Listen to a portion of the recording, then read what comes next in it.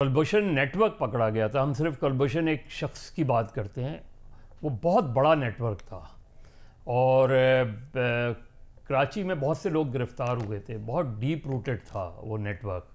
اور مجھے نہیں پتہ ان 20 لوگوں کی جو انویسٹیگیشن ہوئی ہے, جو 20 لوگ مارے گئے ہیں, پاکستان کی اپنی سیکورٹی ایجنسیز نے کیا انویسٹیگیشن کی ہے انڈیویجول کیسز کے اوپر, اور اس میں کس حد تک, کیونکہ میں کراچی کی حد تک بتا سکتا ہوں کہ 2013 کے بعد جو آپریشن ہوا تھا اس میں بہت سی چیزیں پتہ چلی تھیں. اس کے اندر یہ نیٹ ورک کا بھی پتہ چلا تھا. اس میں یہاں سے بہت سے ڈپارٹمنٹ سے لوگ اٹھائے گئے تھے.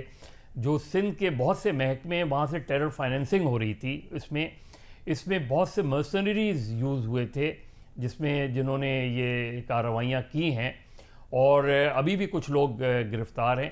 تو وہ لوگ جو وہ نیٹ ورک پکڑا گیا اس میں ہمیں صرف کلبھوشن کے علاوہ دوسروں کا نہیں پتہ چلا کہ انہوں نے وہ جو نیٹ ورک تھا وہ کہاں بریک ہوا, کون لوگ تھے, کیا ان میں سے یہ لوگ بھی شامل تھے جو ان 20 افراد کے قتل میں ہیں.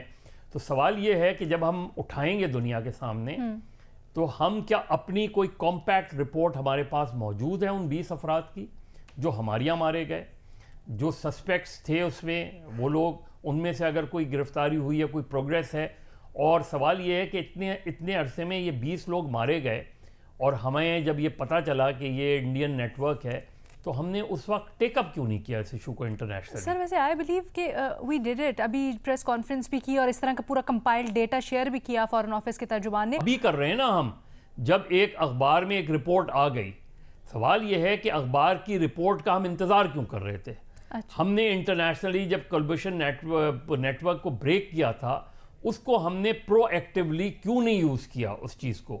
تو میرا خیال ہے ہمارے اپنے اندر بہت سی چیزیں, بہت سی خامیاں ہیں. اب آپ اگر گارڈین کی رپورٹ کو سامنے رکھ کے انٹرنیشنلی ایشو کو اٹھائیں گے تو پہلا کوسچن تو آپ سے ہوگا کہ آپ نے ان ایشوز کو, اتنے سالوں میں یہ لوگ مارے گئے ہیں تو ہم نے کیوں نہیں اس کو مختلف پلیٹ فارم پہ, کیونکہ وہ بہت اچھی اپارچونٹی تھی ہمارے پاس اس ساری چیز کے کہ وہ فالو اپس ہیں, یہاں کلنگز ہو رہی ہیں, یہاں پک کر کے لوگوں کو مارا جا رہا ہے. اس میں میرا خیال میں ہمیں بہت زیادہ الرٹ رہنے کی ضرورت ہے.